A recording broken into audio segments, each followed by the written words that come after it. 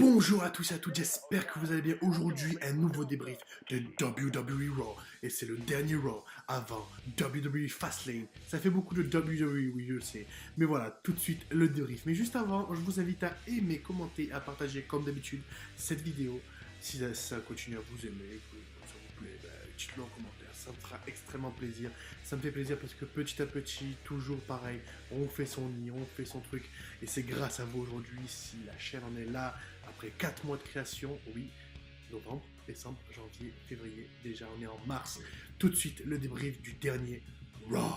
Le show commence avec toute la foule qui scande Reigns, Reigns, Reigns, puisque oui, depuis la semaine dernière, Roman Reigns est apte et a fait son retour depuis une semaine, et il est là, sur le ring, en disant que oui, son jardin lui avait manqué, et Seth Rollins arrive et lui demande une faveur. Il dit que Seth Rollins doit battre Brock Lesnar et ramener la ceinture universelle. Il a dit que pendant qu'il n'est pas là, il a protégé son jardin et le jardin de tout le monde, quoi, on va dire.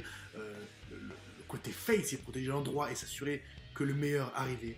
Personne n'a autant confiance que Rollins. Il sait que Rollins a ce qu'il faut pour battre Lesnar. Mais voilà, Reigns a une dernière faveur, une seule faveur à demander à Reigns, c'est de combattre une dernière fois en tant que Shield avec Roman Reigns, Dean Ambrose et Seth Rollins.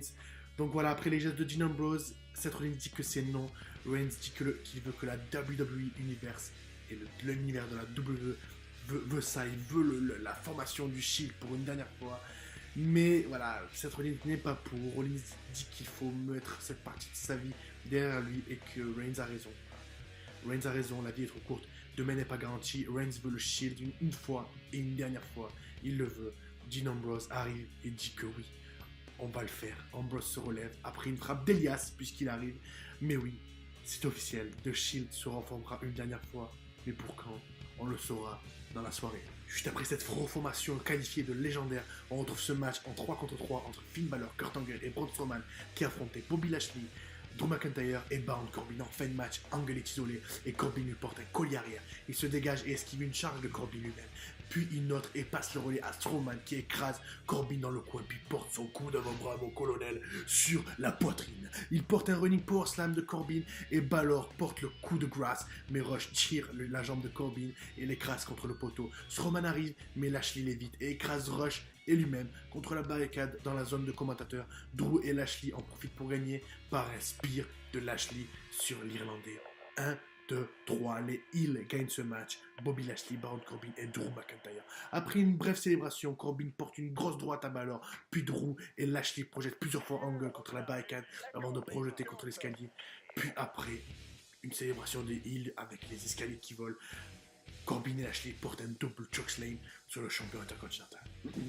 Donc voilà, ça c'est assez rapide et expéditif pour être hors d'état de nuire.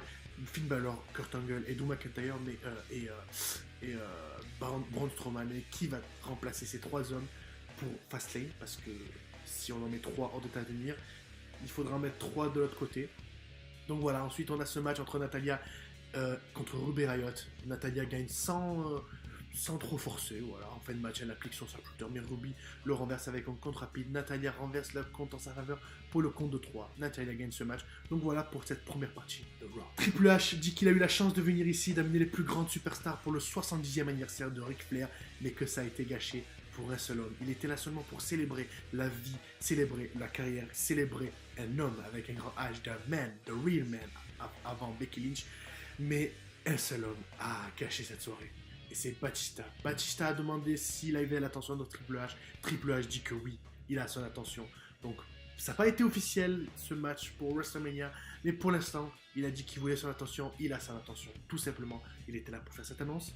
Le match pour WrestleMania sera sûrement annoncé dans les prochaines semaines. Bah oui, parce que ça arrive bientôt. WrestleMania, on est à un mois et demi maintenant. Je vous l'ai dit, depuis, ça allait très très vite, ça allait très très fort. Batista est de retour, Triple H est là pour Batista. Il est là pour lui, il a son attention.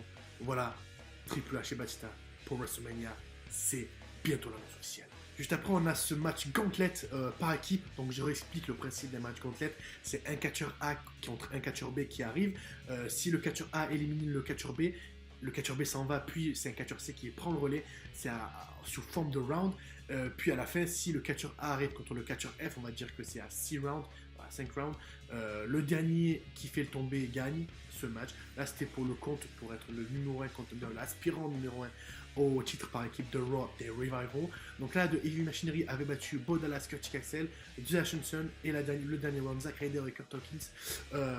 Ils gagnent les 3 rounds. The Heavy Machinery fait une forte impression, un gros push sur ce coup-là. Juste après, on a droit à une petite promo de Captain America. Donc voilà pour cette troisième partie de Raw, je crois. Petite partie, je fais ça en plusieurs parties ce soir. Donc voilà, de retour, on annonce que nous aurons un face-à-face entre Triple H et Batista lundi prochain à Raw. Et là, ça promet d'être explosif. On attend ça avec impatience parce que vraiment, c'est le match qu'on voulait. Juste après, en coulisses, on retrouve Charlie Caruso, cette intervieweuse qui est avec Charlotte Flair afin d'avoir les commentaires sur son combat à Fastlane annoncé par Stephanie McMahon juste plus tôt dans la soirée contre Becky Lynch. Si Becky Lynch gagne, je le rappelle, elle sera introduite dans ce match entre Ronda Rousey et Charlotte Flair. Donc ce sera un triple threat. Donc là, pas de surprise à Fastlane. Je pense que c'est fait depuis des mois que ce match est dans les tuyaux.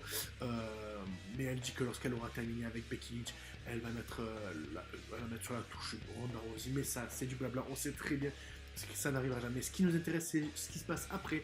Dean Ambrose est rejoint par Seth Rollins. Rollins dit que les frères se battent, mais c'est toujours un respect mutuel, ensemble ou contre. Ambrose a son esprit et son esprit de catch pour toujours.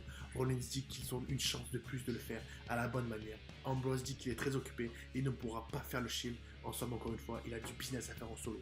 Très très bizarre. Juste après, il affronte Elias. En fin de match, Elias bloque un saut du poing d'Ambrose et enchaîne avec son neckbreaker pour le compte de 3. Elias gagne le match contre Dean Ambrose, s'il n'a plus rien comprendre. Donc voilà pour cette partie assez intéressante pour le coup, si je puis dire. Après sa défaite contre Elias, Dean Ambrose est sur le ring avec Seth Rollins et Roman Reigns et annonce par une plus grosse surprise, par une annonce des dieux, que oui, le Shield se reforme à Fastlane contre Baron Corbin, Bobby Lashley et Drew McIntyre pour en finir une fois pour toutes avec, comme on le disait, avec Braun Strowman, Drew McIntyre et Dolph Ziggler, les chiens de la casse, ou je sais plus comment on appelait cette équipe, bref, les loups, les chiens, bref, vous avez compris, ce match explosif de Shield contre les Heels, de Shield Heel.